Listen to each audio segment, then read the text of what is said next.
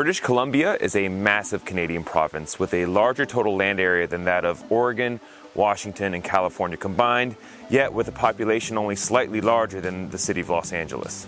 It's a place famous for its natural beauty with rugged coastlines, massive mountain chains, and some of the most lush forests on the planet. British Columbia is also home to a very large First Nations population with over 204 Indigenous communities with over 30 Indigenous languages spoken. BC's mountain bike routes run extremely deep from Whistler to Kamloops to Squamish to Vancouver Island. There's no shortage of amazing places to ride when you're visiting this part of Canada. I'm currently a bit off the beaten path and a part of BC that requires a ferry ride and definitely a sense of adventure. My name is Brice Shirbach. Welcome to Underexposed on the Sunshine Coast. The Sunshine Coast, while technically connected to the mainland, is accessible only by ferry or plane, and it comprises several small communities including Gibsons, Roberts Creek, and Seashell, among several other pocket-sized towns. Because of the ferry rides involved, the trails here see far less traffic compared to other BC locations, meaning they're often full of loam and are especially quiet even when things get relatively busy here. The Coast Mountain Bike Trail Association is responsible for building and maintaining these brilliant trails, and I was able to spend some time with their co-founder and current board president, Chris Glue. Chris is among the original BC freeride contingent, having worked his way up from bike shop beginnings in the early 90s to landing several feature parts in films such as Cranked, North Shore Extreme, and Drop In, among others. Chris moved to the Sunshine Coast in 2015, and he owns Elfie Cycles with 2 locations in Gibsons and Seashell. He builds trail, he shreds, and he offers up some incredible insights on not only what it means to call this place home, but to dig and ride here. My name's Chris Glue. I'm the owner of Elphinstone Cycles and founder, current president of the Coast Mountain Bike Trail Association.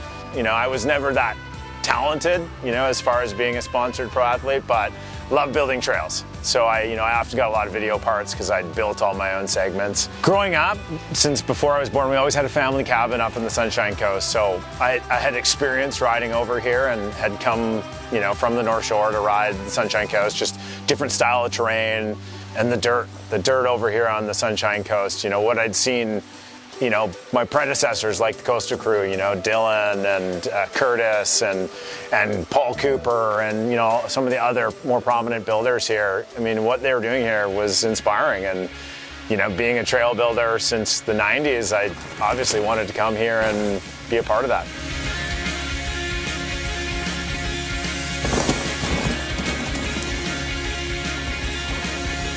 I've been visiting the Sunshine Coast for the last several years between the Southern Coast and Powell River, which is an additional ferry ride north of here.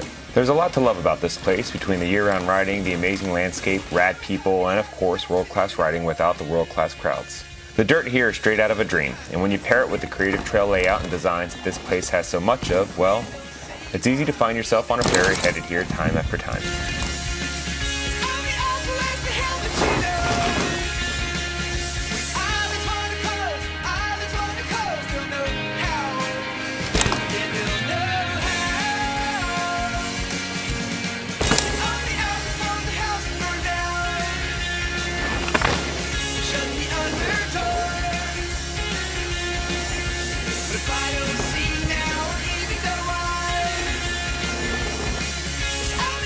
I think mountain biking is seen as a commodity for the community, and it certainly gets highlighted in stuff from, like, say, Sunshine Coast tourism.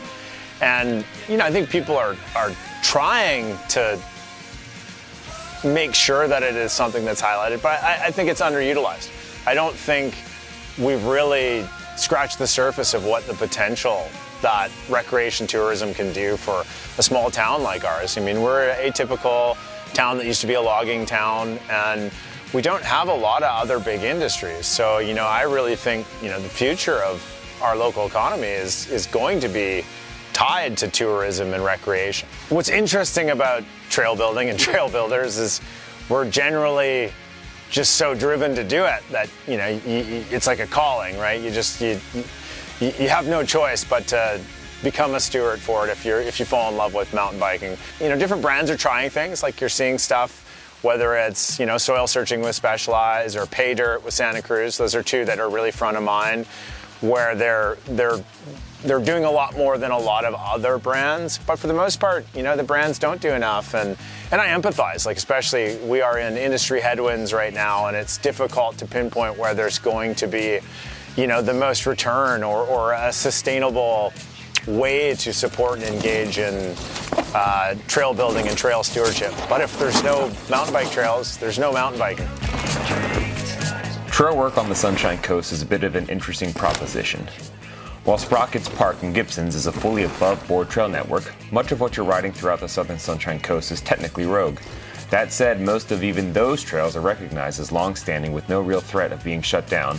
But the CMBTA has a lot on its plate when it comes to fundraising and liaising with the recreation site managers in order to keep this place humming.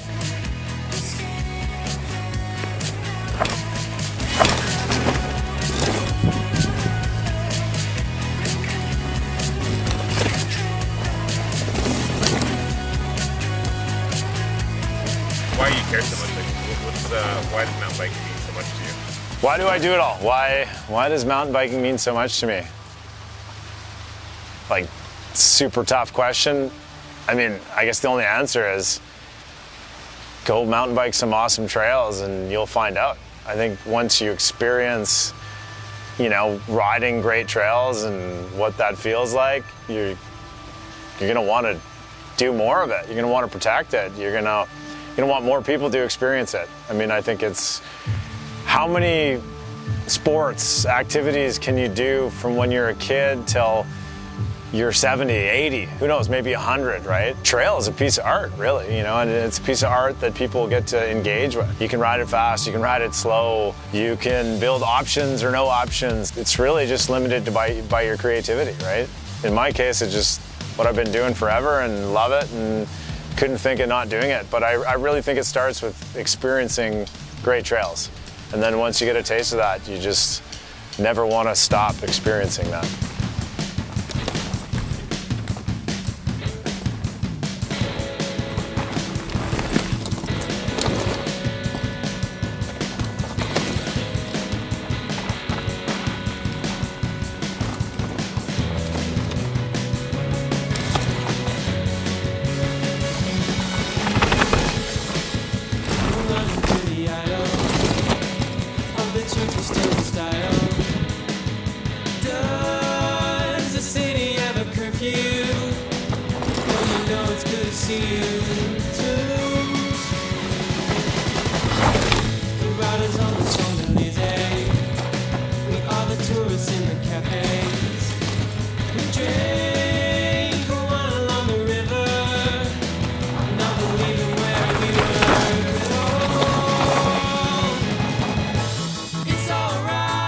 I think it's easy to come to a place like this and find yourself surrounded by this dreamscape of mountains and sea colliding, and just assume that the local riders have it made with one world-class trail after another being served up on a silver platter.